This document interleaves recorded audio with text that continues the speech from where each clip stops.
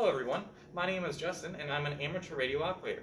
Today what you'll be watching is a live stream on the W8IRA Link Repeater System regarding fully remote amateur radio testing and the process of taking an exam. The net's going to compose of a presentation and then a Q&A net following it, where myself and some fellow VEs will be taking questions from the audience. For those watching live via YouTube, if you have any questions for the question and answer segment, please leave them in the stream chat and we'll address those in the second half. I would like to thank all of the VEs that will be joining me to take questions, as well as the entire W8IRA team for helping me with this project. If you would like to learn more about the Independent Repeater Association, please visit W8IRA.org. I'm coming to you live from the Grand Valley State University Amateur Radio Council's Ham Shack at the Keller Laboratories in downtown Grand Rapids, Michigan. In just a moment, I'll show you around the station, and then we'll proceed to begin the net. See you soon. This is Justin, N8FCC. Hello, and welcome to the Grand Valley State University Amateur Radio Council's Ham Shack. The club was founded in 1997 on Grand Valley's main campus in Allendale, and was then later moved here to the Keller Laboratories in downtown Grand Rapids, just southeast of the S-curve. Most recently, in fall of 2020, myself, Justin, N8FCC, and the club's trustee, Dr. Nicholas Payne, AC8CQ, brought the station back on the air after being dormant for approximately 8 years. As you can see, we have many pieces of equipment that helps us enjoy all the facets that is the hobby of amateur radio. Our primary transceiver is a Kenwood TS2000 that helps us run nets on the W8IRA Link Repeater System, as well as get out on the air on HF. We have some more equipment here, like a power supply that was made by former students, as well as some other radios here, as well as our antenna analyzer, a directional antenna, and then as well as a solar panel. Although the station is small and can only fit one, it helps us get out on the air, talk to people around the country, as well as introduce students to the hobby that is amateur radio. Thank you to all those who are joining us today for the presentation, and we'll begin shortly. See you then.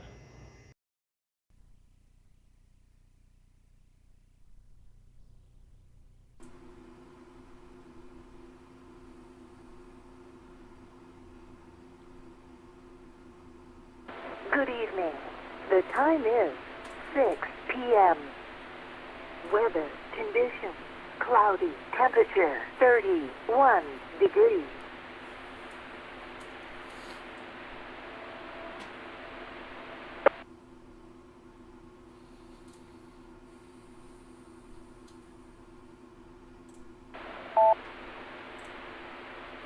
Good evening. This is KBATYJ. Kilo Bravo 8 Tango Yankee Juliet. My name is Tom. I'm located in Granville, Michigan, just west of Grand Rapids. And for those of you who don't know, I am the Net Operations Director for the Independent Repeater Association. And tonight we're going to have a really special net. It's something that we've been working on for a while. And I want to express my appreciation to Justin, N8FCC, November 8 Foxtrot Charlie Charlie, for organizing this whole event. And I also want to appreciate the support of the board of the Independent Repeater Association for giving us the go-ahead to do this. Tonight's net and session is going to involve a demonstration of and a discussion of remote or online VE license testing. As we all know, sometimes necessity is the mother of invention, right? And with the COVID situation, the whole remote VE license exam idea has really taken off because in-person license testing has become problematic in many cases. So, with that, I'm going to not say much more other than to welcome everybody. Appreciate your being here and appreciate your support and your interest. And I'm going to turn it over to Justin, N8FCC, who will become net control and who will take us through this session. So with that, Justin, this is KBATYJ relinquishing net control over to you, and I wish everybody good luck with the session. Go ahead, Justin. This is KBATYJ turning it over to you.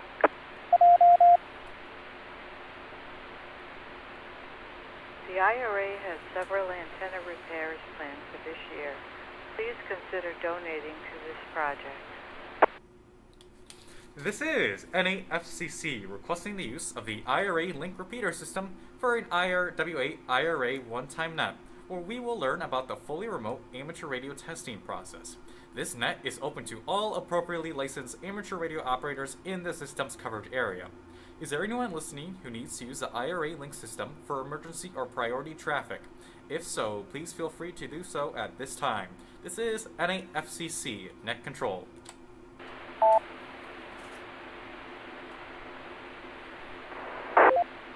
W8IRA Repeater.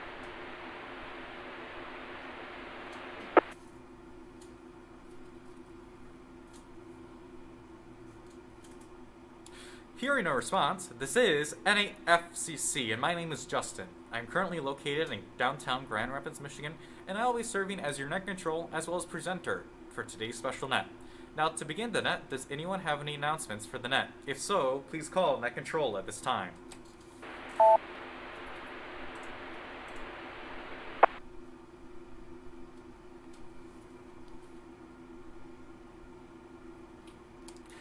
With nothing heard, before we proceed, I will be going over the format of today's net, as it will be different than other nets here on the Link system. We will shortly take check-ins from those who are time constrained or won't be able to attend or check in after the presentation. And then we will proceed with the presentation, which we will try to get done in about 25 minutes. After that, we will take check-in from our question and answer panelists, then those who have questions, and then all those who remain. We will then go through the rest of our questions and then our check-ins, and then we'll close the net. I would like to restate that for the check-ins that we'll take soon, who are time constrained, shall be those who cannot join after the presentation, which should take approximately 25 minutes, and I'll do my best to keep an eye on the clock. Also, there's an accompanying live stream on YouTube where those who currently do not have their license or cannot join via the Link system can listen along as well as ask questions. An accompanying PowerPoint presentation will be a part of that stream, so everyone is encouraged to watch it, as it will include some helpful graphics and photos on exactly what the testing process looks like, as well as some notes. A link to that live stream can be found on the W8IRA Facebook page, W8IRA.org, and my personal QRZ page, NAFCC. With that said, we will shortly take check-ins from those who are time constrained. When you do check in, please give your call sign twice, slowly and clearly, and second time phonetically. Please also give your name and location. Check-ins will be taken at one at a time by net control in order to facilitate a smooth check-in process. Now, are there any time-constrained check-in for today's net? If so, please call net control.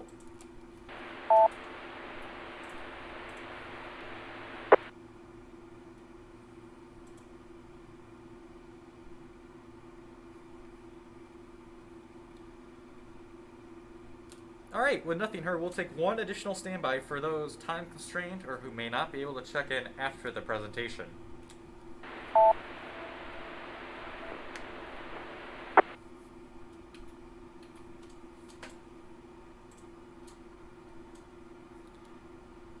Alright, with nothing heard, we will begin today's presentation regarding the fully remote amateur radio testing process.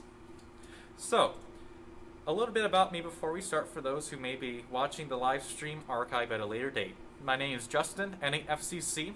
I was first licensed in September of 2019, and then I got on the air that following spring. I got my general license in July, and then my extra the following month. I'm currently studying electrical engineering at Grand Valley State University here in Grand Rapids, Michigan. I'm also the club president of the Grand Valley State University Amateur Radio Council and the club secretary for the Ham Radio Village Club. For this net, as you may know, I am a GLARG accredited VE. That's with the Greater Los Angeles Amateur Radio Group. Now, a quick note and disclaimer before we continue with today's presentation. This presentation is purely to inform people about the process of taking a fully remote amateur radio exam. I don't personally represent or am paid by any of the organizations in the following presentation. Any opinions in this talk are mine, and the topics discussed are based on my experience as both a volunteer examiner as well as someone who has taken an exam via the fully remote process. Now, the biggest note for this is that the fully remote testing process and experience, it will depend on what VEC you are testing with, as well as the specific exam team and VEs that are testing you. There's several VECs out there, and their procedures vary. Today, what we will be covering is how I do my VE testing with GLARG. So, a quick outline on today's presentation. Shortly, we'll cover the basics of amateur radio exams, then talk about computer-based testing, then what a fully remote radio exam is and how it works. We'll continue with a process, a step-by-step through guide on how it looks, and then we'll proceed with part 2, which is taking questions from the audience. With that said, this is NAFCC.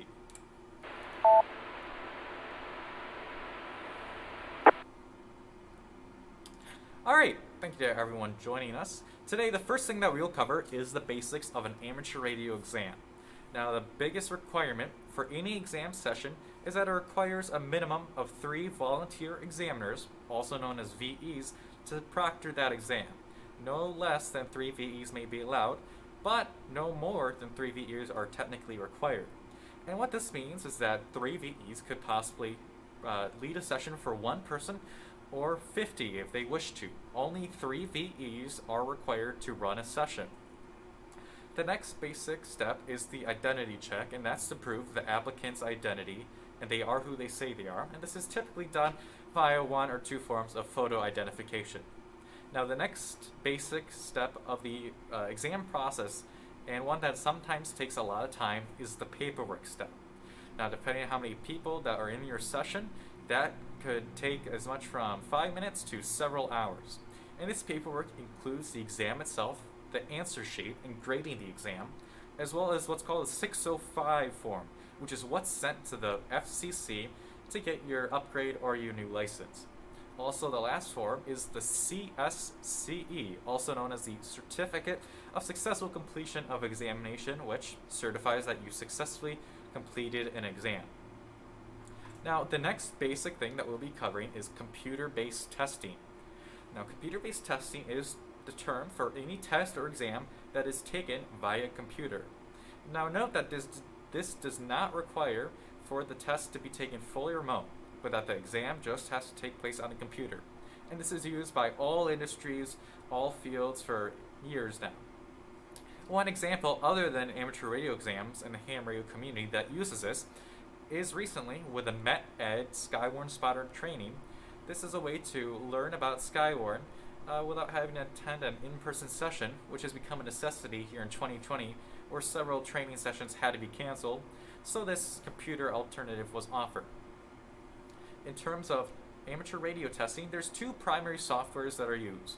One is made and used by the Anchorage VEC, and it's used primarily just by them, and they've been using that to conduct their exams. The next one, the most common, and what we will be talking about today, is called Exam Tools. This is made by Richard Bateman, who also operates the Signal stuff, as well as Ham Study, which a lot of people use to study for their license exam as well as upgrade. This is NAFCC.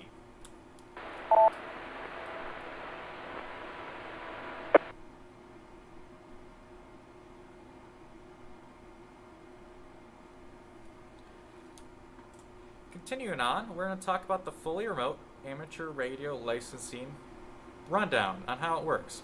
So what this is a combination of course, amateur radio exams and computer-based testing, where essentially all you need is a computer, a webcam, and an internet connection to take your exam almost anywhere you are located around the country.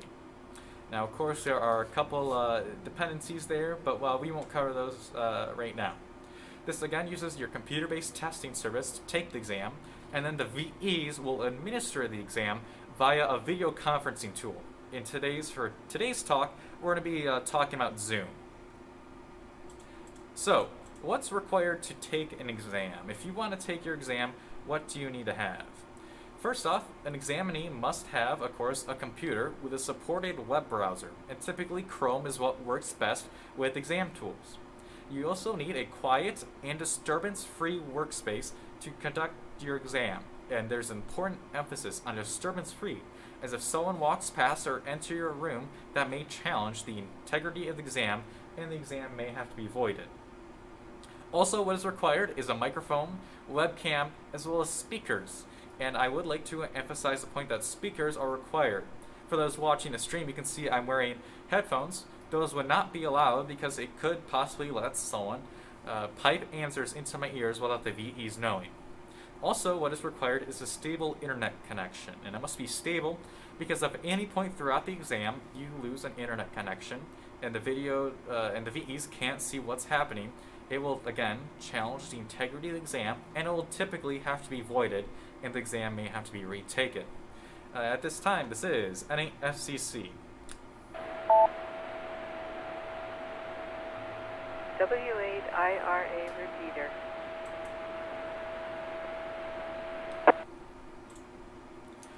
So, right now we're going to start proceeding to talking about the process of finding and taking an amateur radio exam. Again, for this demonstration, we're going to be going through the typical GLARG process with ham study and exam tools. And the person taking their exam today, her name's Lori, and she's going for technician. So, the first thing someone like Lori would do is they would, of course, find their session. And the best place to do this is on the website ham.study/sessions. That's ham.study/sessions. On that website, there's a list of all the exams, and there's a button to click to filter all online exams. And there's typically somewhere between 5 or even more exams for a single day. For those watching the live stream on YouTube, this screenshot was taken on New Year's Day, and even on New Year's Day there was 3 sessions taking place. So, once Lori has found her session, she's going to want to register it by, of course, clicking on the session name. There she can find specific information on the session, which is important to read, as it will contain information on what to expect, how much the testing fee may be, and any further details. Now, testing fee is typically between $10 to $15, depending on who you're taking your exam with. In this case, her exam is free for those watching on YouTube. And once she's happy with that session and it fits her schedule, she can click a register button at the bottom, which is orange. Stand by. This is NAFCC.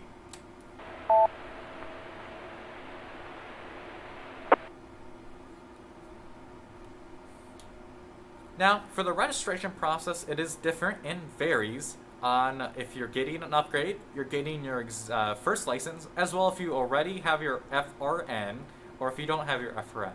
But what Ham Study does, it guides you through the process of registering, and it will even help you fill out your FRN registration form with the FCC. So now, our examinee has registered for their exam, and well, now what?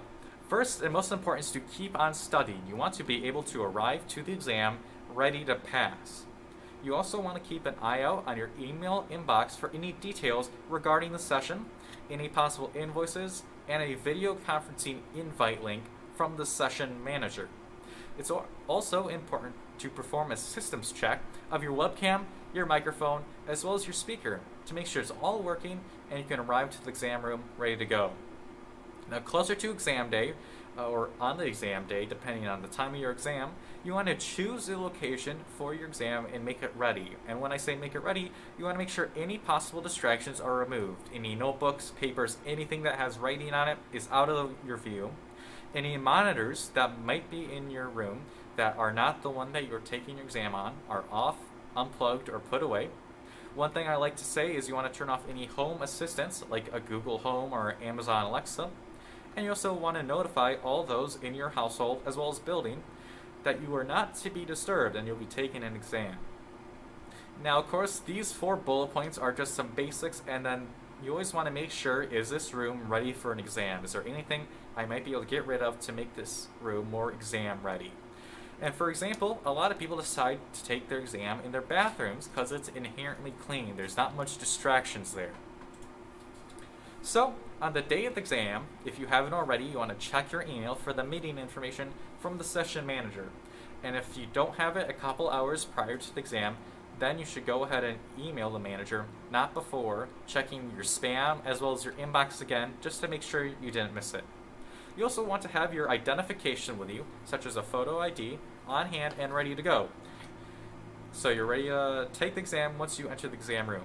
Now when the time comes, you want to join the call, and you'll typically be greeted by some VEs. This is NAFCC.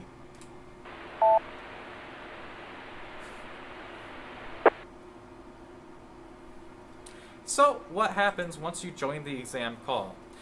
Typically, you'll be greeted by several welcome VEs, you'll be registered and signed in, and then you'll proceed to a waiting room, where then from there you'll take the pre-check process. Now again, depending on what VEC and exam team you are testing with, this pre-check process will occur in different ways. Sometimes there is a dedicated pre-check room where someone will verify your location and make sure it's ready to take an exam. Sometimes the VEs themselves will do it once you enter the exam room. And sometimes both will take place. There will be pre-check room and the VEs will make sure the room is good to go. Now, the exam pre-check is the most key defense when it comes to ensuring exam integrity.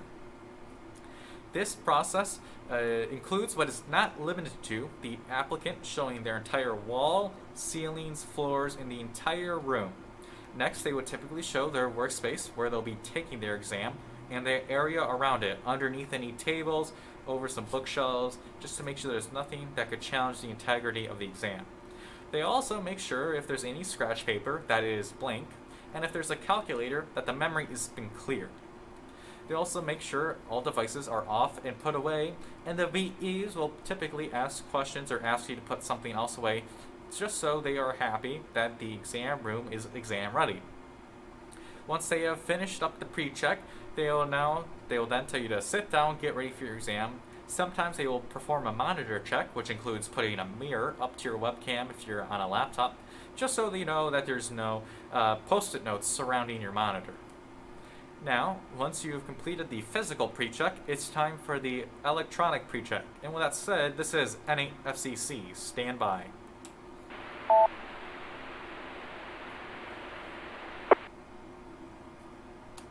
Now we have to move on to the computer desktop check.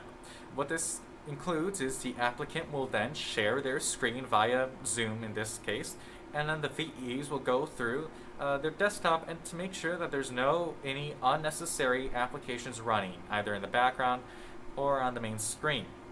Now for those watching the stream, as you can see I have a screenshot here of the Windows taskbar. And one thing I always like to note is that a caret is typically referenced by the VEs.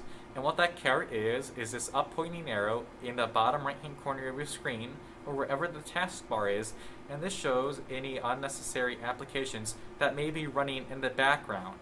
Now for those, again, watching the stream, you can see we have several things running that would not be allowed for a exam, such as Microsoft Teams, Discord, TeamSpeak, Spotify, OneNote, Origin, as well as some others. The VEs will always ask to see this, and they'll ask you to close out all of them till the room and your computer is exam ready. Now once you have finished the pre-check, it's time to take the exam, and I like to think of this as a long building with a lot of doorways through this hallway. With that said, this is NAFCC.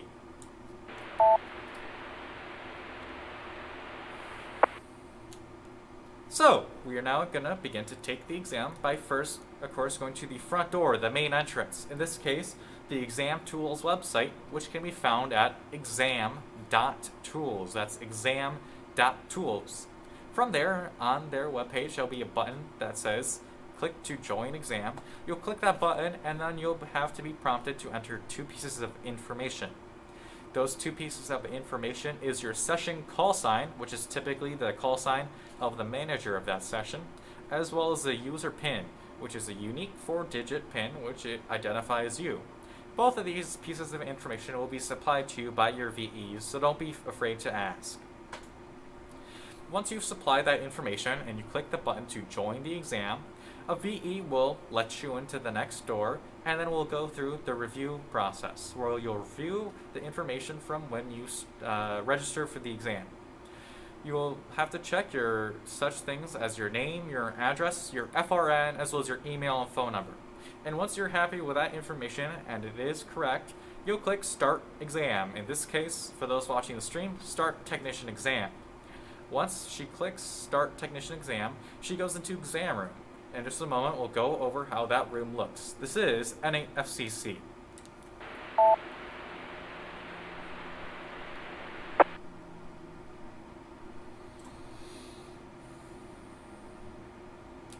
So, we have now entered the exam room for exam tools. Here's how the exam room is typically laid out. In the center of the screen has all the questions, either 35 or 50, depending on the exam. Someone can select their answer by either clicking and scrolling to the next question, or typing A, B, C, or D on their keyboard, as it is a multiple choice exam. In the upper right hand corner, it will display how many questions are remaining, and once all are finished, that countdown will turn into a button to grade the exam. Now, if anyone would like to skip an exam, or skip a question, that will appear in the upper left hand corner, and someone could click on that number, and it'll jump them right back to the skipped question so they can answer it. There's also the ability to change the appearance from a light mode to a dark mode depending on the user's preference. Once all questions are answered, at the bottom of the screen, as well as the upper right hand corner, there will be a button to grade the exam. Now, from before you press grade exam, the exam is yours and you can do what you want to it. But typically, your first answer is the one that is correct. Once someone takes their exam and they press grade exam, the VEs will grade it, which typically takes about 3 seconds. In this case, for those who are watching the live stream, Lori passed her exam with a 35 out of 35, and in just a moment we'll go over the next step. This is NAFCC. W8IRA Repeater.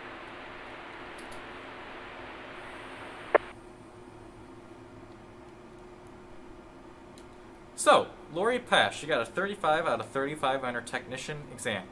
Now, at this time, the VEs will present her with 2 options. If she either wants to take her general exam, or if she wants to finish and sign the forms. Now, typically, if you're given the opportunity to go for the next exam, it's only recommended to do so if you have studied and you are ready to take that next exam. Now, on the off chance that someone failed their exam, depending on how they did and what the VEs determine, you may be given the opportunity to retake your exam, and if not, you will go ahead and leave the exam session and continue about your day. But it's important to mention that if you do fail, you should try and retake the exam as soon as possible. Typically, about a week of time of studying is enough to make sure you can pass and get your license. In this case, Lori passed. She does not want to get her general, so she's going to click Finish and Sign Forms. This is NAFCC.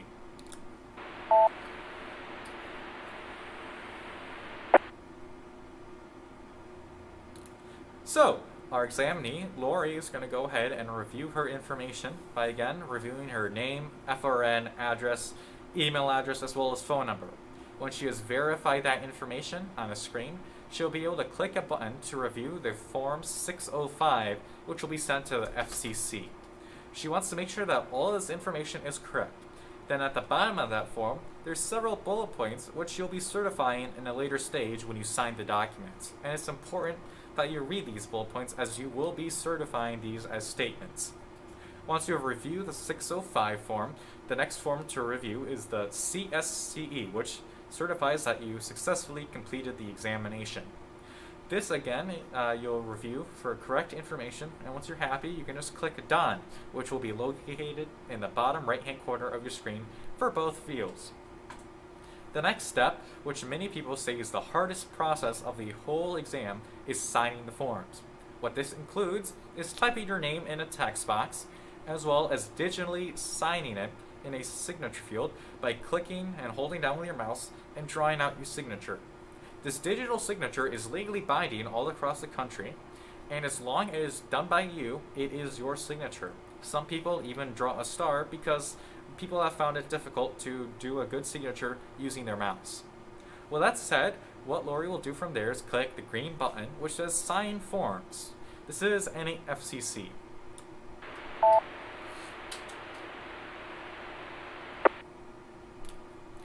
Once our applicant has clicked Sign Documents, she is done. She has completed the examination. She'll be congratulated typically by the VEs. Now, depending on the day that you have taken your exam, as well as the VEC, and how the FCC is doing, you can expect your call sign or your upgrade even within the day possibly. That's what happened to me when I got my extra, or in the following days, depending if it's a weekend, if it's a holiday, if the FCC systems are down. but you can typically expect your license to be in the FCC ULS database relatively quickly. Now, once our applicant is done, they'll stop sharing their screen, in this case on Zoom, and then they can just feel free to log out and leave the exam session, and you're done. You have successfully completed your exam, and depending on if you got an upgrade, you can just append your call sign with your /AG or /AE, or wait for your license to arrive via email. In just a moment, we'll continue with talking about exam integrity. This is NAFCC.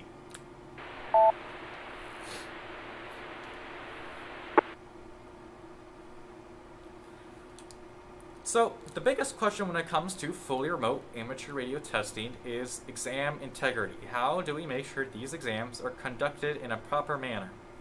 So, we're running out of time here, but I'll try and cover this as much as I can. By first mentioning the basics of amateur radio exams, which is, again, you must have 3 VEs to create a session. And again, all you need is 3 VEs. Now, for those watching the stream, here's a photo of a session taken at Cal Polytechnic University in California. This photo was taken by Marcel, AI6MS, who led an initiative at the college to require all freshman electrical engineering students to get their technician license. Now, these sessions are full of people, sometimes 50 or more, and all you need to proctor the session is 3 VEs, although there's typically more for the sessions these large. As you can see, for those watching the stream, they're all in a lecture hall, all right next to each other, obviously taken before 2020, but there is the chance that one of them could possibly slip out an answer sheet or look at their neighbor's exam, and because there's only a certain amount of VEs that can walk around the room, it might slip until a VE might catch it. Now, with fully remote testing, again, all you need is 3 VEs, but the way that these exams are conducted, a minimum of these 3 VEs are proctoring a single exam at a time. So per applicant taking their exam, there is at least 3 VEs, and we will continue after a short standby. This is NAFCC.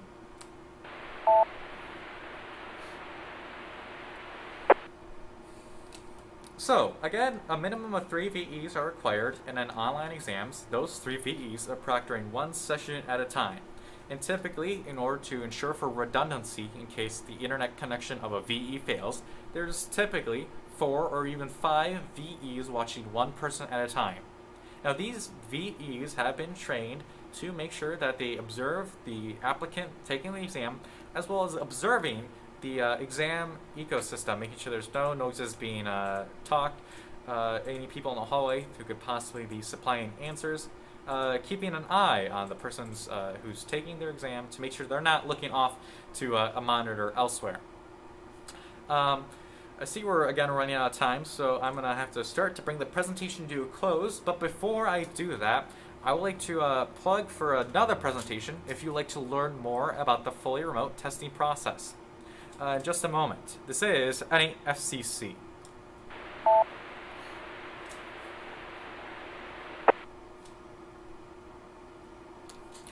Another presentation for anyone interested to learn more about the fully remote testing process, and especially the administration side and what it takes to be a VE for one of these sessions, is encouraged to watch a talk given at the QSO Today Virtual Ham Expo. It was given by Marcel, AI6MS, and is titled The Fully Remote Amateur Radio Exam Administration. If you go on YouTube and search it up by that name, Fully Remote Amateur Radio Exam Administration, you'll find the video, and it's a fantastic presentation, a little bit more than 20 minutes, that again covers stuff that we weren't able to cover today regarding the administration process, what the VEs are doing on their behalf, and more about exam integrity. Well, that said, that concludes the presentation, and we'll shortly begin to start the Q&A segment after a brief standby. This is NAFCC.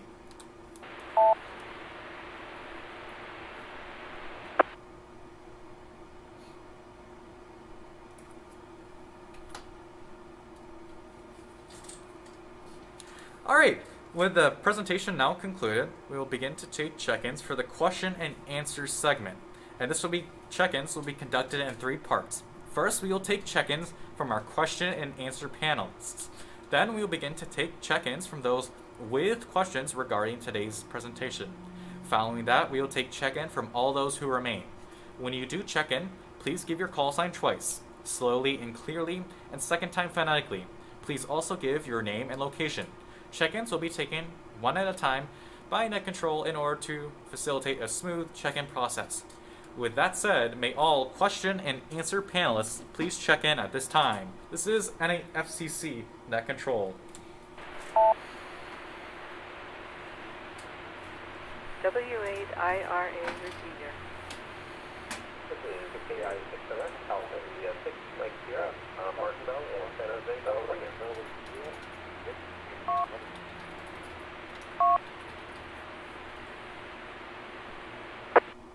I have Marcel, AI6MS in California. Thank you for joining us. You're a bit faint there on your echo link transmission, so you might want to increase your mic gain or possibly bring your mic a bit closer to your mouth for your next transmission there. But we got you. Well, that said, may next check-in please come ahead. This is M1 CCK, the number 1, Charlie, Kilo, Nick in Connecticut.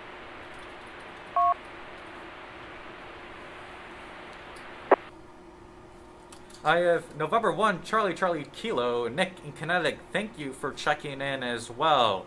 With that said, let's take one additional standby for any more question and answer panelists.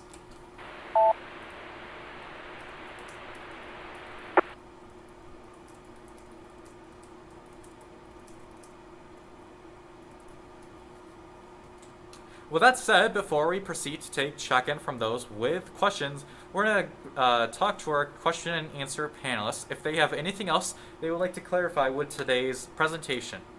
With that said, Marcel, AI6MS, do you have anything else you would like to add to today's presentation?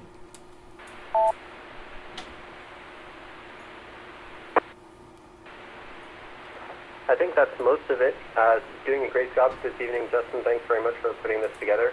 I know that a lot of VEs are doing a great job, spending a lot of time and putting a lot of effort into a really clean remote exam process and making sure that we can continue licensing people during this time. So thanks for putting this together, and I hope we can address any questions that people have during the talk. Thanks. AI6 now.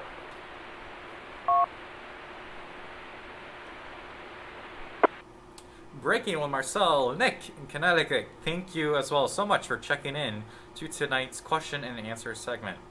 Nick, if you have any further comments for tonight's presentation, please go ahead. This is NAFCC.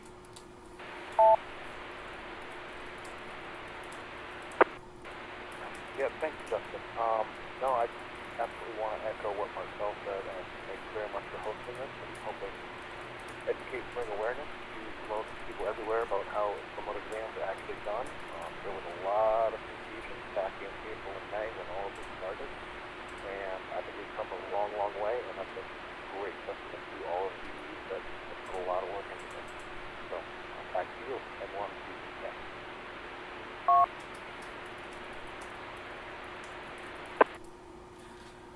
Alright, break it with Nick. Thank you for your transmission. This is NAFCC. Now we'll begin to take check-in from those with questions about today's presentation on fully remote ham radio exams. Those with questions, please call Net Control at this time.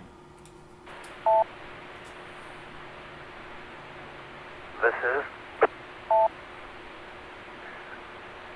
November 8th, Lima Uniform Golf, N8LUG. Name is Eric. Location is Grand Rapids, Michigan.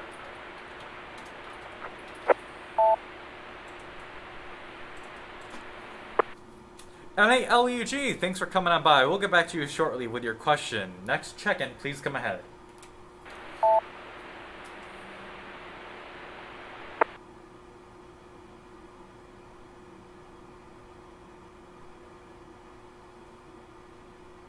W8TRK, Whiskey 8 Tango Romeo Kilo, Patrick in Grand Rapids. Patrick, also located in Grand Rapids, thanks for coming on in. We'll go back to you soon with your question. Next check-in, please come ahead.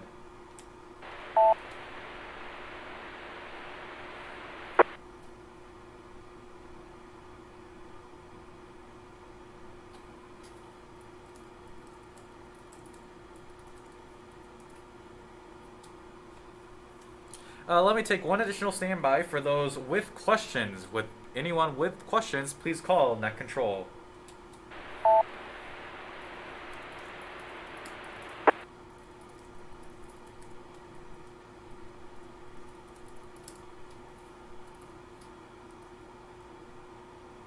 With nothing heard, we'll begin to start taking check-ins, or questions. First, we'll take questions from those in the YouTube stream. First from Daniel, who asks, would a Wacom drawing tablet be permitted instead of a mouse? His question is, would a Wacom drawing tablet be permitted instead of a mouse? Well, that said, we'll send that question to Marcel, AI6MS in California. Go ahead.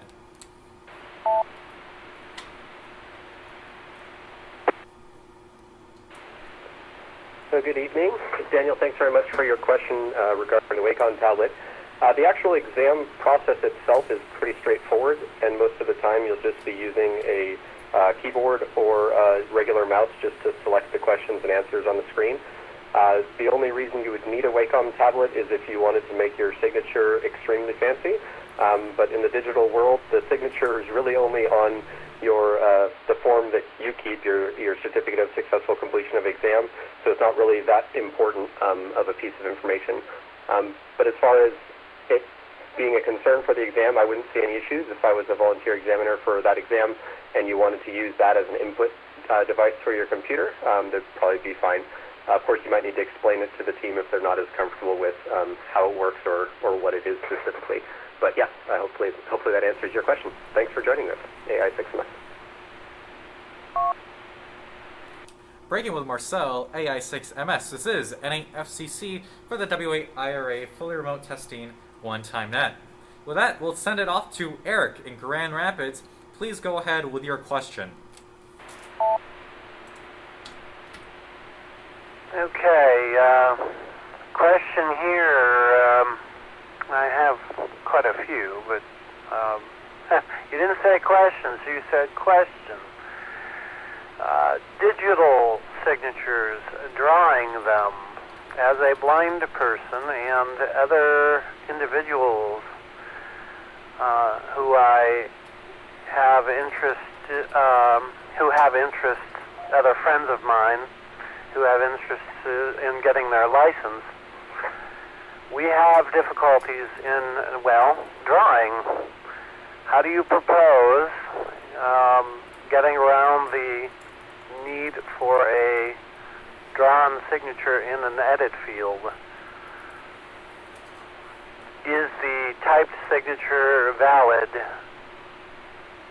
as a signature?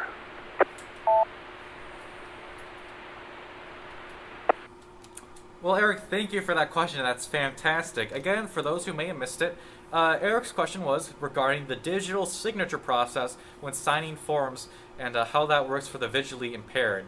Well, that said, we're going to be sending that actually to Marcel again, who has an answer for that question. Marcel, please go ahead. This is NAFCC.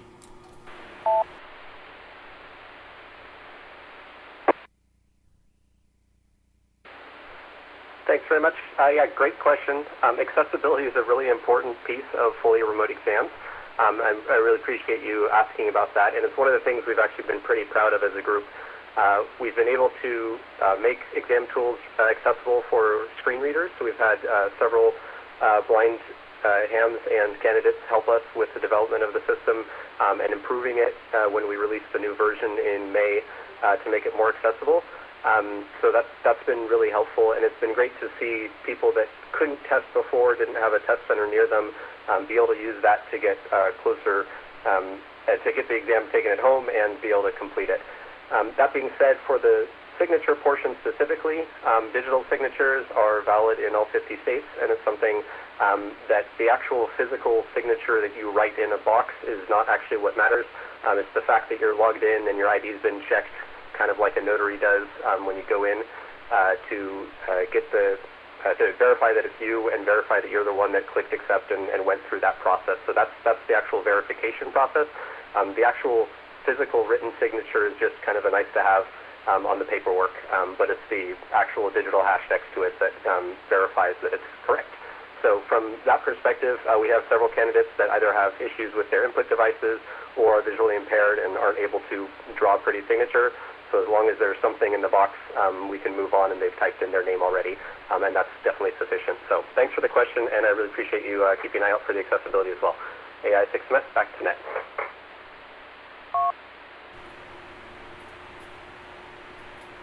Breaking with AI6MS, this is NAFCC. Thank you for that response to your question. I'll send it back to Eric. I think he had another question. Please go ahead, Eric.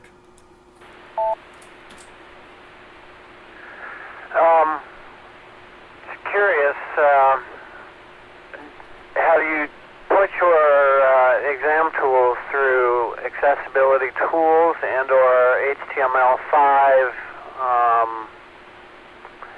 accessibility standards, W3C.org web accessibility standards? As I am familiar with these standards working for a company that produces the accessibility tools, screen readers, etc.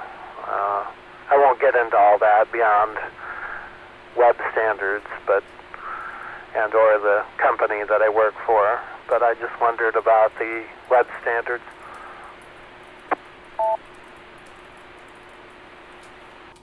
Wow, thank you for that question. And yeah, there is an online community with regards to exam tools and the software behind it, and we'll try to get to you with information on how to join that conversation there. But I'm going to be sending it off to Marcel. This is kind of his forte there, AI6MS. So please go ahead, Marcel.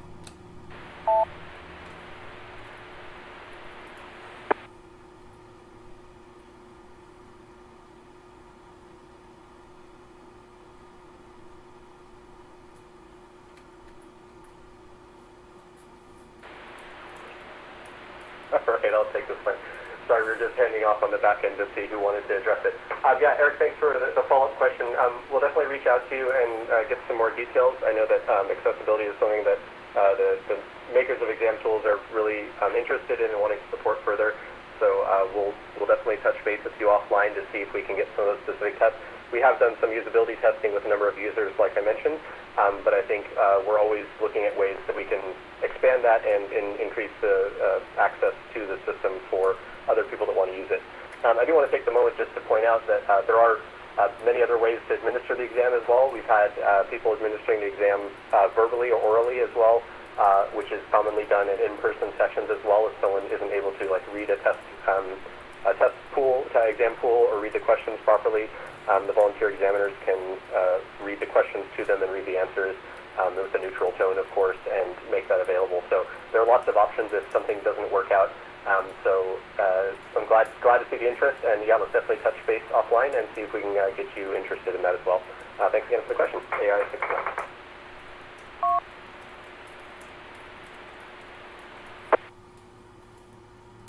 Thank you for that response there, Marcel, and hopefully that helps. We'll send it back to Eric, see if he's any further comments or questions. N8LUG, please go ahead. That about covers it. Thank you very much. This is N8LUG. Turn it back to you, Justin. All right, thank you, Eric, for your questions. It means a lot to us that there's people interested in the process, and especially the back end aspect of it. A lot of work has been poured into it over the past few months to get this going, and especially accessibility is a big focus there. Well, that said, breaking with Eric, this is NAFCC for the W8IRA fully remote testing one-time net. Patrick in Grand Rapids, we have you down for a question as well. Please go ahead.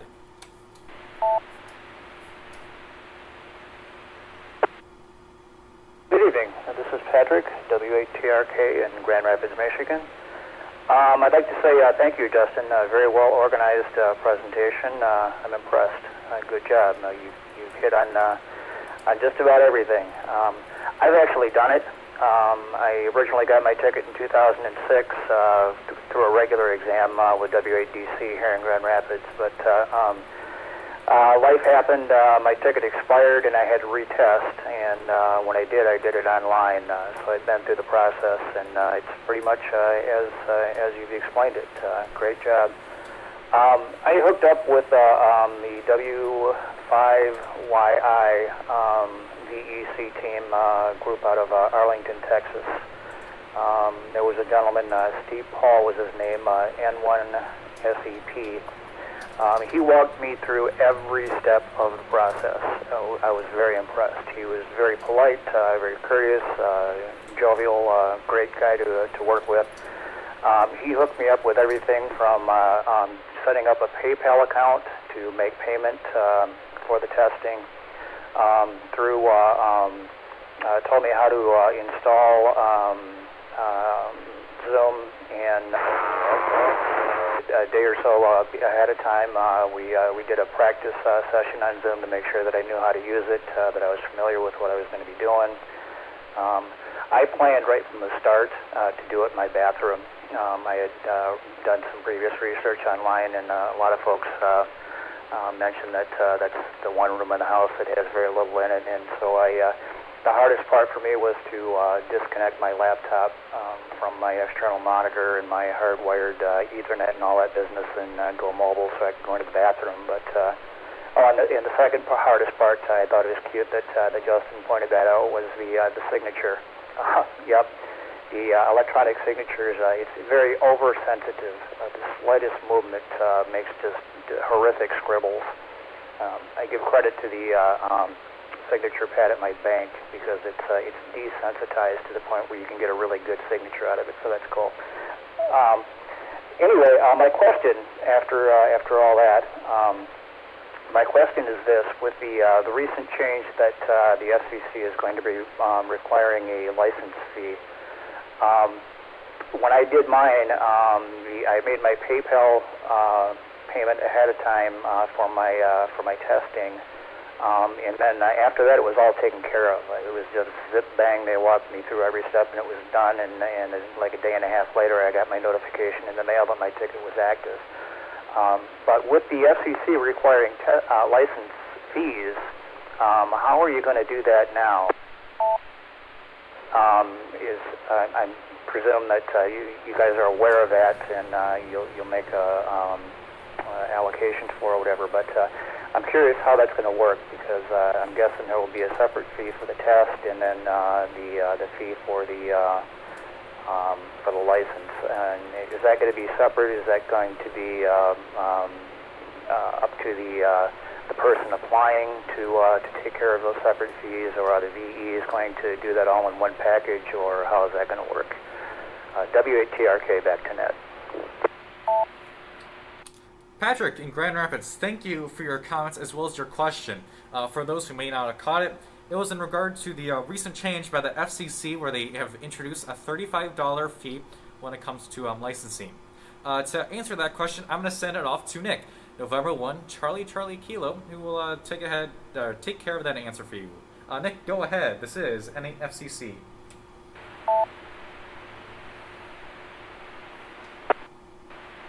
Thanks, Justin, and Patrick, thanks for your question. I'm really glad that you go for it. W8IRA got to take care of so well. He's a good guy. Had a lot of talks with him. He's actually based out of Connecticut, where I am. So he and I have kind of chatted a little bit. But to answer your question about the application, obviously there are two separate fees. There are the testing fees, which are nominal fees paid to which are purely to cover the cost of examination.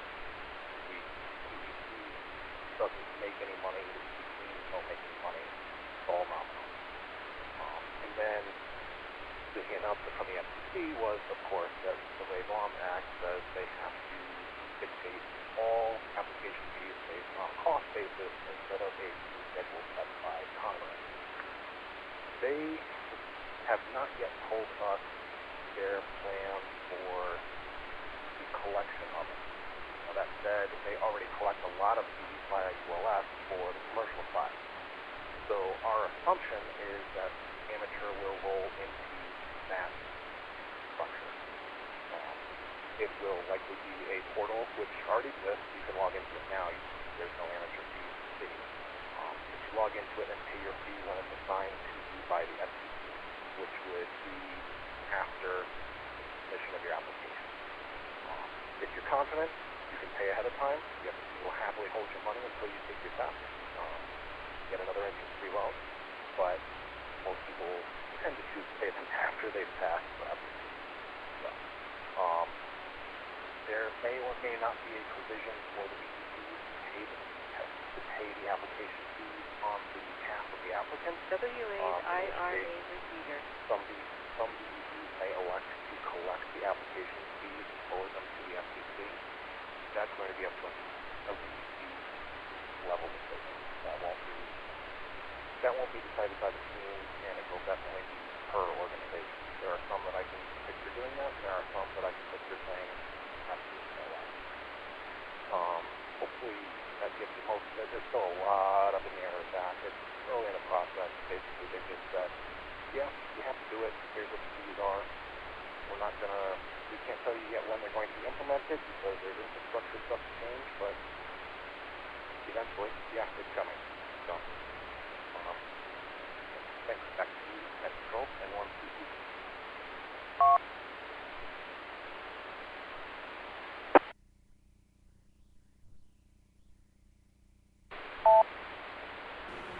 3. Nick in Connecticut, thank you for your answer to that question. Patrick in Grand Rapids, how is that for you? Do you have any further questions?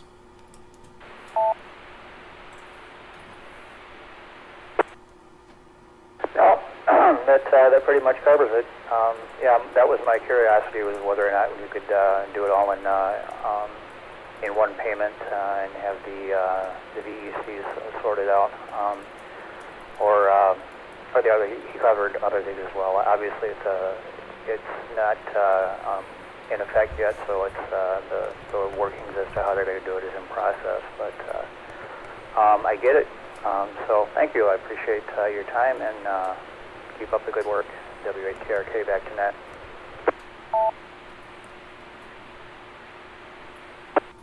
All right, breaking with Patrick. This is Justin, NAFCC. That's currently, we're out of questions here on the link system, but we've had a couple more that have come up on YouTube.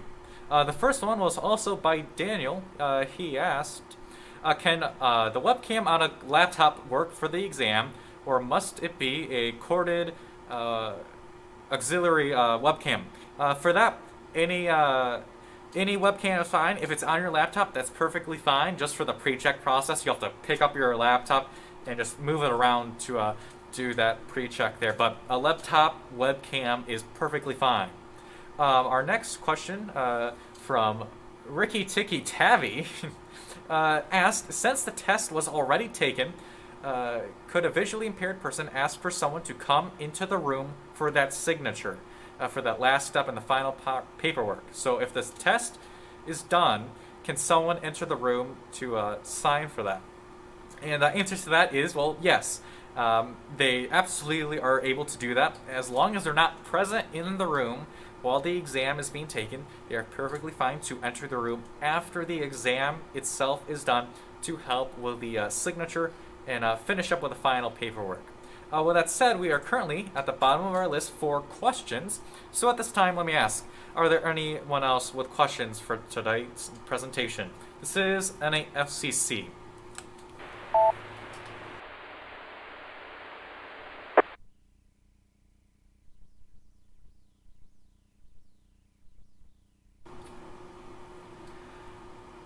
With nothing heard, we'll begin to take check-ins from all remaining stations, those with or without questions, and we'll go down the list for any further comments regarding today's presentation. Again, I would like to thank Nick, November 1, Charlie Kilo in Connecticut, as well as Marcel, AI6 MS in California, for joining me tonight and helping answer the net's questions.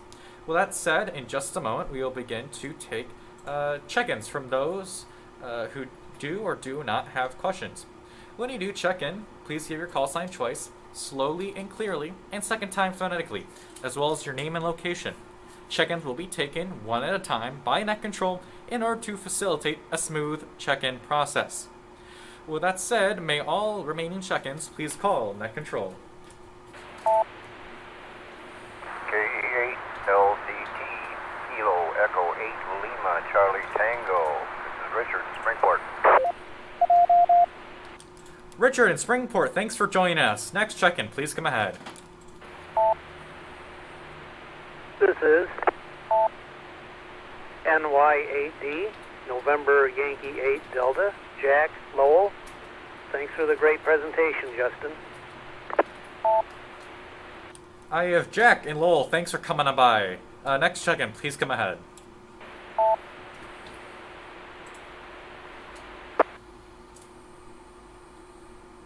This is KE8 FDC Kilo Echo 8 Sierra Delta Charlie, Stephen Rice Junction. Steve in Rise Junction, I have you on tonight's check-in list. Next check-in, please come ahead.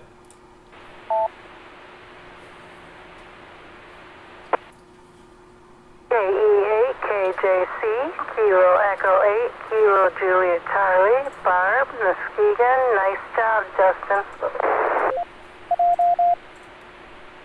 Thank you, Barb, and thanks for checking in. Next check-in, please come ahead.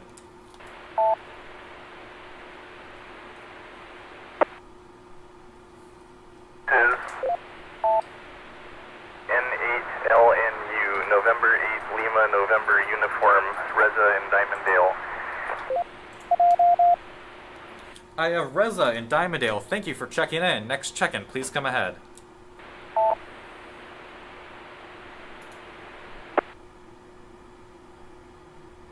AZI, Rich and Bel Air, Kilo, Echo, 8, Alpha, Zulu, India. I have KE8AZI, Rich in Bel Air, thank you for checking in. Next check-in, please come ahead.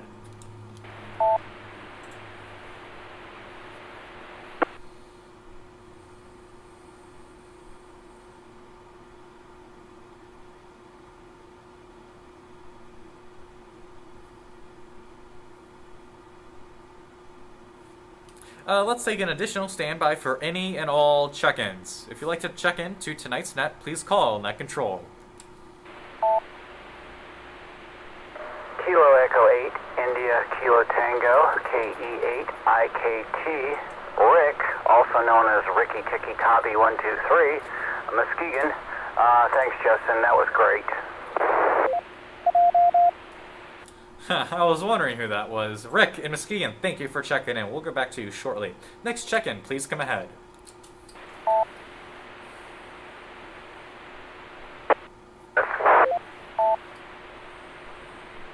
W8KNX, Whiskey 8 Kilo, November X-Ray. The name is Rory. South Lyon, Michigan. Good evening. Rory, thanks for checking in. Let me confirm your location is Wyoming. Is that correct? Back to you. South Lyon, north of Ann Arbor.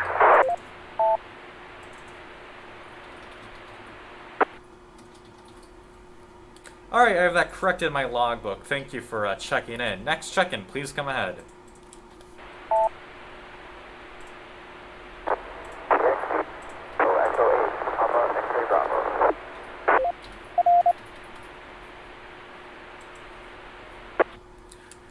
That's familiar. I think that's Drake. Kilo Echo 8, Papa, X-Ray, Bravo. Could you please come again, confirm your name as well as your location?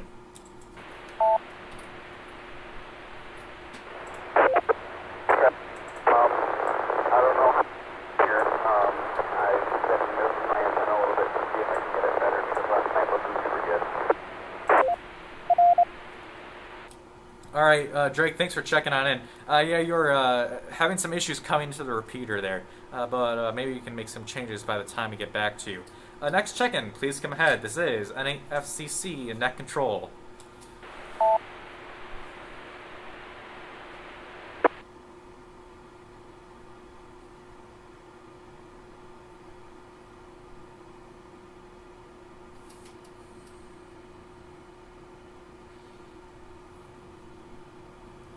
Alright, we'll take one more additional standby before we go to the top of our list. Any more check-in for tonight's one-time net? If so, please call Net Control. W8IRA Repeater.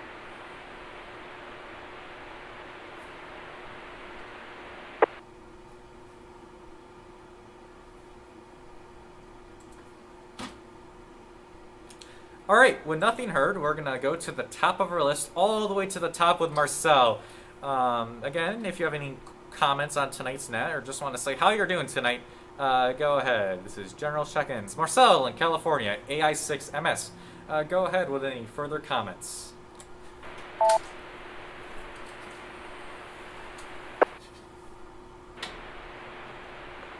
Thanks very much, Justin. Yeah, no, everything's great here. Thanks for putting this on and for all the great questions.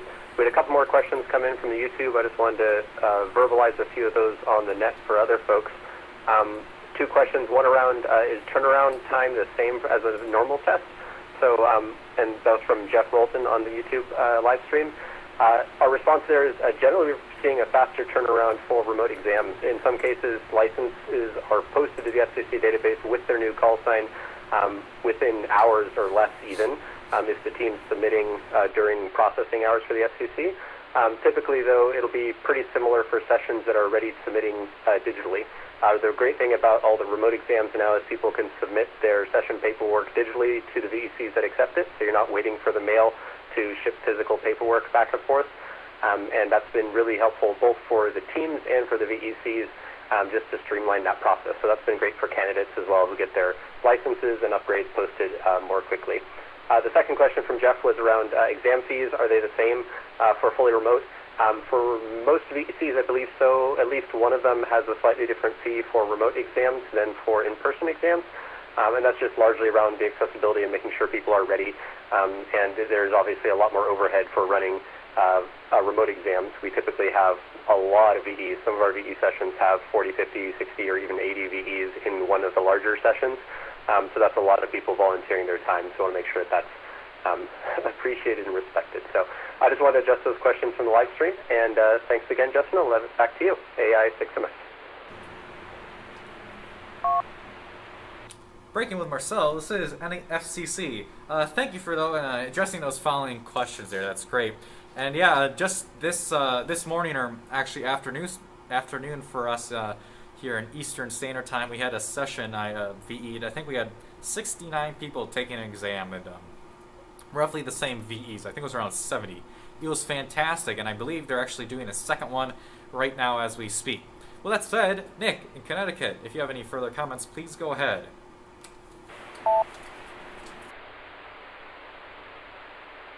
Thanks, Justin. I want to reiterate again, great job on the presentation. Thank you for putting this all together. One key thing that I think should stand out that hasn't necessarily been a focus anywhere yet is that because necessity is the mother of all invention, a lot of the things that we are streamlining here in order to make remote exam work will actually also carry through to in-person exams. Things like digital signatures, email CSPs, digital submissions to VECs, call signs. I mean, we've all heard stories of people having call signs in 3, 4, 5, 6 weeks. That would be unheard of in the digital world. So a lot of these things, whether you take the exam on paper or on a tablet, remotely or in person, a lot of these improvements will carry through and are now permanently part of the process, which I think is a great positive thing to take out of a really bad situation at the beginning, because clearly nobody wanted to be where we were. So other than that, thanks for having us, and I'll turn it back to you. N1 CCK. Breaking with N1 CCK, this is Justin, NAFCC, Net Control. Thank you for transmission, and again, thank you for joining to help me take some questions. With that said, Eric in Grand Rapids, if you have any further comments for tonight's net, please go ahead. Stand by, Patrick. No further. Great session and quite informative. All right, thank you, Eric. I hope you have a fantastic evening. Patrick in Grand Rapids, if you have any further comments, please go ahead. Stand by, Richard.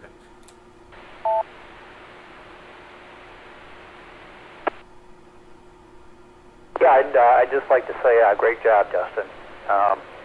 You've harnessed all the latest technologies. You got amateur radio, Echolink, YouTube, the whole gig. Great job, very good presentation. I'm impressed. Thanks, and thanks to the VEs online.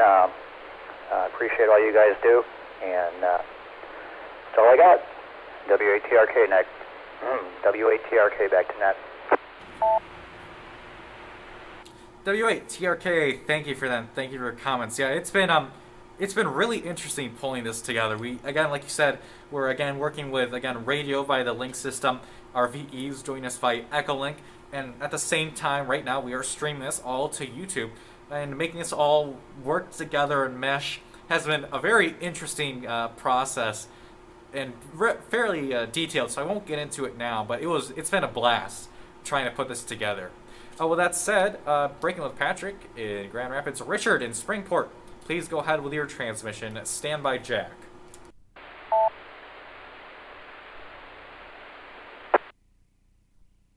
K8LCT here.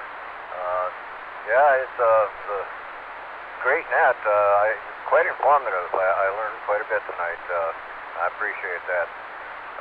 So with that, I will hand it back over to net control. This is KE8LCT.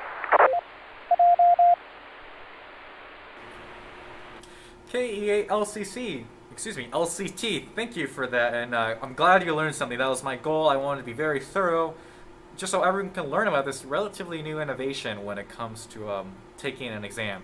With that said, Jack in Lowell, please go ahead with your transmission. Stand by, Steve. Yeah, no further comments. Just thank you for the presentation. I learned quite a bit here.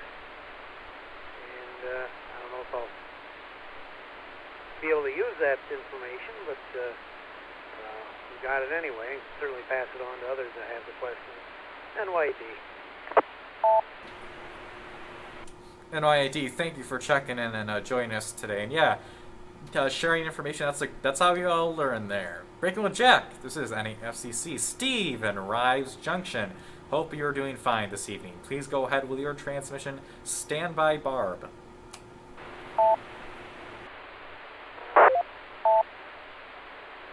Great job tonight. I'm watching it on the live stream also. You guys use that solar cell.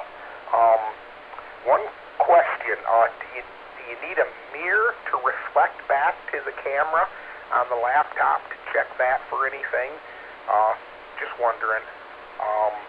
KE8SDC, back to you. KE8SDC, thank you for your transmission as well as your question there. First off, on that solar cell, for those watching the stream behind me, there is a solar panel. It's currently down for maintenance. It was on the roof of our engineering laboratories here in downtown Grand Rapids. But for the time being, it's down here. We have to attend to it, make sure it's working, because it's kind of been left alone for the last roughly 8 years on that roof without any maintenance taking Hello, place. Everyone. My name is Justin, and I'm Stand by. This is Today NAFCC. what you'll be watching is a live stream on the W8IRA Link Repeater System regarding fully remote amateur radio testing and the process of taking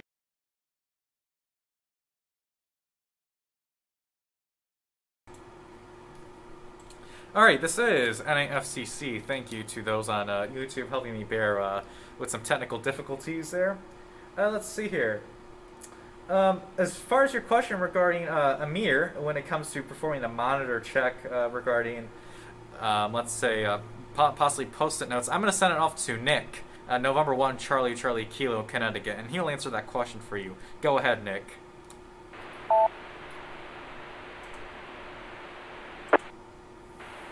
Yeah, thanks. Key thing as a VP that we are looking for is able to tell that there is something you don't have any cheat sheets posted around in any form, digital or analog. That can be post-it notes around the mirror. It can be it can take a lot of different forms. So a mirror is one tool that we have used to see back to the front side of a laptop. W8IRA available is Repeater. one built into the laptop. So obviously you can't use the screen in that case. But realistically, the biggest thing that we are looking at while you're taking the test is your eyes and where they're tracking on the screen as compared to your mouse. And you learn after doing realistically even just a small handful, half a dozen or so, exactly what people's eye motions look like while they're taking their computer exam. The answers are all gathered close together in the center of the screen. If you start seeing somebody's eyes wander towards the edge of the screen consistently over and over again and then coming back with an answer, you stop the exam, you ask them what's going on. And there's no problem. 99.5% of people that we have talked to during these exams have been happy to be there and happy to help us help them and help them have a clean exam environment. As funny as it sounds, we keep plugging bathrooms because they're just so easy to clear up, even including a mirror behind the scenes. A lot of medicine cabinets. So a mirror, no, is not necessarily required explicitly, though some teams will call it out. The goal is just to have a second viewpoint so that we can make sure everything in your area is clear so that we know that you're on the up and up, we know that we're watching, and everybody's on the same page. Back to you, Justin. Someone to discuss.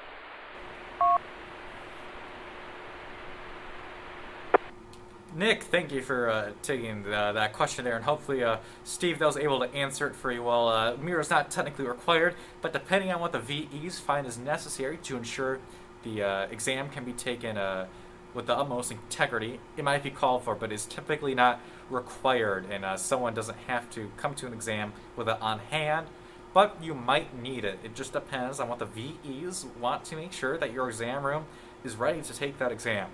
With that said, I'll send it back to Steve just to make sure he was fine with that answer. Steve, go ahead. Yes, very good. That answers it. KE8FCC back to N8FCC. Roger that. Thanks for coming on by, and thank you for your question. Next check-in is Barb in Muskegon. Please go ahead with your transmission. Standby Reza.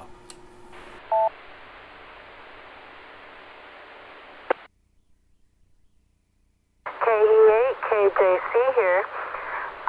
Just wanted to say fine job. I was just wondering how long it took you to get all this put together. That's my question. Back to you, KE8KJC. Oh, whoa, Barb, thank you for that question. I guess I'm the one that's going to have to take that. That's a very interesting question. I wish I could have an exact date. I would say I thought of this idea either late November, early December.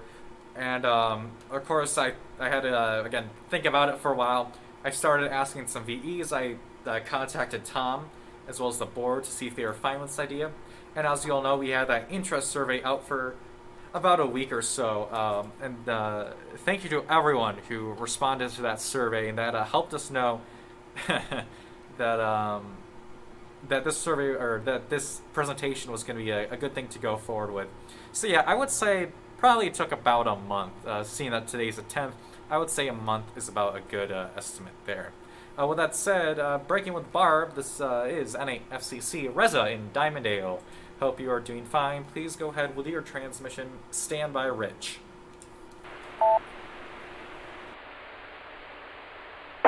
Hello, thank you, and no comments or questions other than fine job, and I appreciate the information. N8LNU, back to the net. Reza in Diamondale, thank you for that comment, and I hope you have a fantastic evening. Rich in Bel Air, KE8AZI, please go ahead with any comments. Yeah, thank you. Sounds like you're putting on a good show. A wish I had a computer set up in here. Oh, and hello to everybody. And I'm not going to really say much tonight. Back to that. Rich and Bel Air, thank you for checking in. It's nice to hear you on tonight's net there. Rick and Muskegon, it's your turn, so please go ahead with any comments regarding tonight's net. Go ahead, Rick. Stand by, Rory.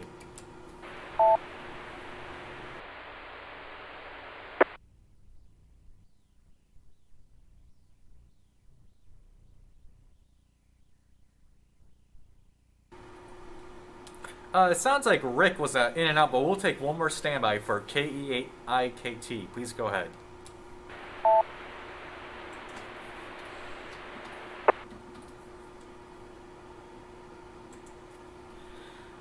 With nothing heard, Rory in South Lyon. Please go ahead with your transmission and standby Drake.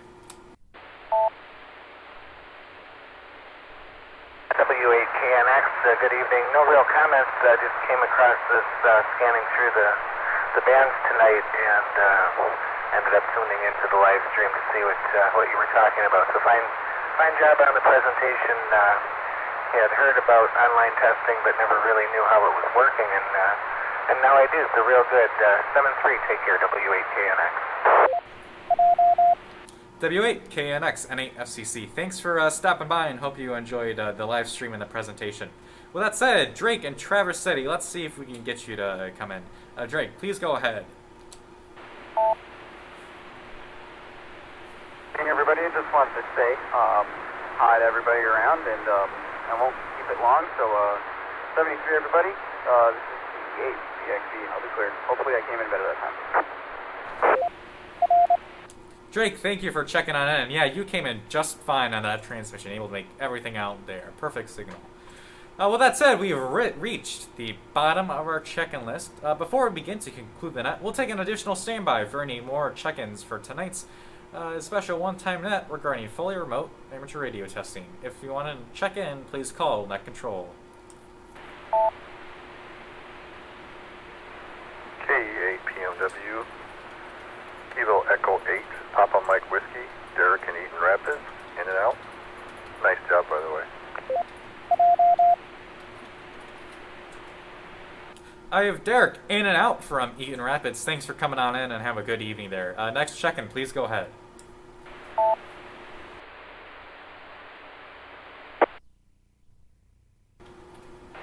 This is KD8AAD, Kilo Delta 8, Alpha Alpha Delta, Bill, down in Concord. Bill in Concord, thanks for checking on in. Nice to hear you on the repeater system again. Next check-in, please come ahead.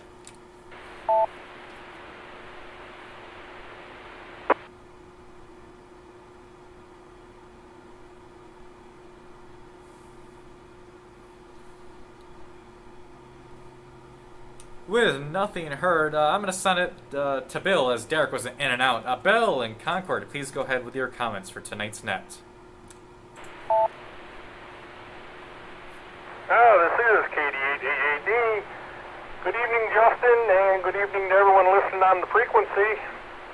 I'd just like to say, great presentation, Justin.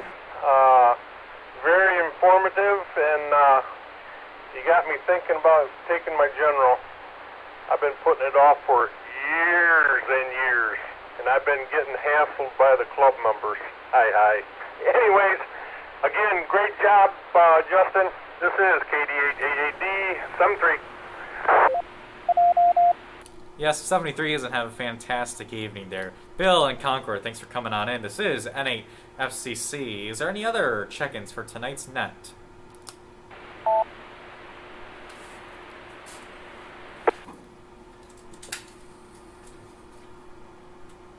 With nothing heard, and before we begin to close the net, does anyone have any final comments or additional business for the net? This is N8FCC Net Control.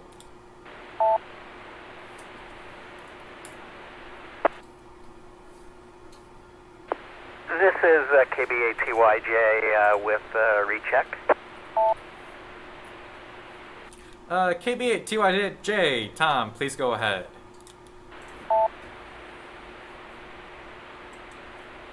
W8IRA repeater. Yeah, Justin, I just want to congratulate you for an absolutely outstanding job on this net. And I'm sure there were a lot of people listening who didn't check in, and I hope everybody benefited from it. I think most of you know that I taught for a living. I was a college professor, and Justin, you're the kind of student I love to have. Excellent job, really, and I'm being genuine about it. And I want to thank all of those who checked in. I want to thank the two participants, one from California, one from Connecticut. Thank you guys for answering those questions. And on behalf of the board, I want to thank you. Just an excellent, outstanding presentation. And I guess, Justin, my question would be, I think you said it, but is there a way this YouTube link is going to be available for a while? I assume it's archived, but if you could comment on anyone who missed tonight's session, how they might get access to this information, and we can announce this on future nets so that those who missed it can still take advantage of it. Again, excellent job, Justin. Thank you so much. KBATYJ, back to net. Tom, thank you for your recheck there. Yeah, it's been a blast pulling this together throughout the weeks, making the presentation, working with the VEs, you and the W8IRA team, as well as my friend Travis, who's off screen right now, who's helped me set up today. But yeah, so in regards to watching this presentation after today, yes, it is going to be archived on YouTube. A link to the slides for today's presentation, as well as a link to the YouTube video, can be found on my personal QRZ page. That's, of course, for N8FCC, November 8, Foxtrot Charlie Charlie. I'm going to have to look into it before I can confirm it, but there's a chance that the link that has already been distributed for the live stream should be able to work and bring you right to the recording of this live stream as well. Of course, I can't definitively say this, but I wouldn't be surprised if that would be the case. With that said, again, Tom, thank you for your recheck there. If there's any more comments or final business for tonight's net, please call Net Control.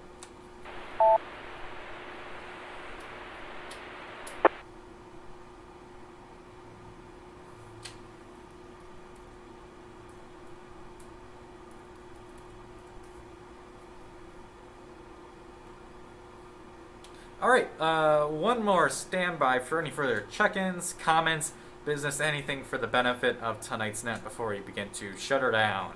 If so, please call Net Control. This is N8FCC.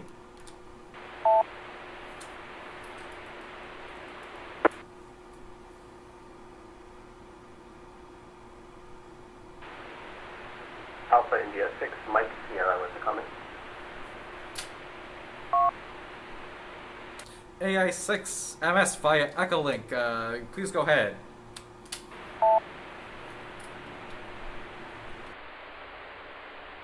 Good evening. Yeah, thanks, Justin. I just wanted to pile on and give my congratulations as well to you for putting on a great presentation this evening. And a big thank you to everyone that joined and asked all the great questions.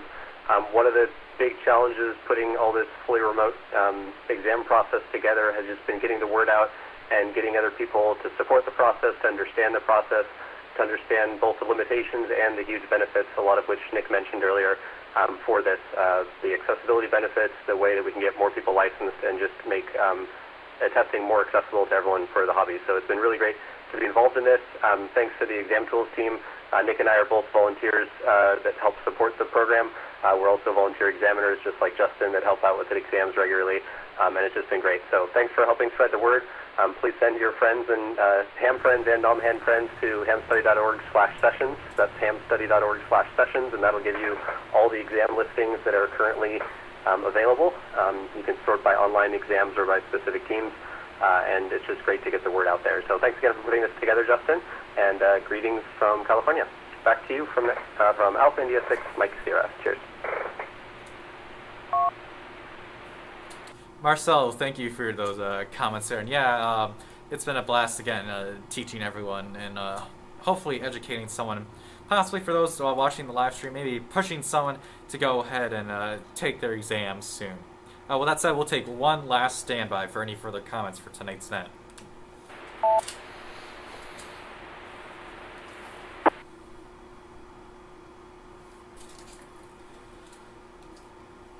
With nothing heard, we'll begin to conclude tonight's net. I would very much like to thank everyone who checked into this special W8IRA one-time net, either via the link system, Echo Link, Broadcastify, as well as our YouTube live stream. For those who joined us via our live stream or Broadcastify, we sincerely hope you can join us directly someday. I would also like to thank the entire W8IRA team who helps keeps this fantastic network of repeaters all around the state of Michigan up and running every single day of the year. It's a great resource, and thank you. I would also first especially like to thank Tom, KB8TYJ, who is the IRA Net Operations Director. He's helped me made this idea I had to inform area hams, and soon-to-be hams, about this growing innovation when it comes to amateur radio exams into a reality. Your assistance and your help was very greatly appreciated. Thank you, Tom. As well, I would like to thank our panelists today, Nick Booth, N1CCK in Connecticut, as well as Marcel Steiber, AI6MS, for taking questions today, as well as assisting for helping me create this presentation there. We will now begin to conclude the net. We had a total on the link system, 16 check-ins, 17 participants on the link system, including myself as net control. In terms of our live stream, I believe our highest, we had 24 viewers at one time. Again, thank you for everyone who viewed today's presentation, those who will be watching the archive of this in the future, and again, those who helped answer that survey question several weeks ago. In addition, I would like to ask everyone to consider supporting the Independent Repeater Association with your tax-deductible donation that can be found at the bottom of the W8IRA.org homepage. On the homepage, you will see other ways to help the cause. At this time, I will be returning the IRA Link Repeater System to its normal operation. This is NAFCC, Net Control. Good evening, good night. Hope everyone has a day full of fun and shenanigans tomorrow. 73s, and take care. This is NAFCC.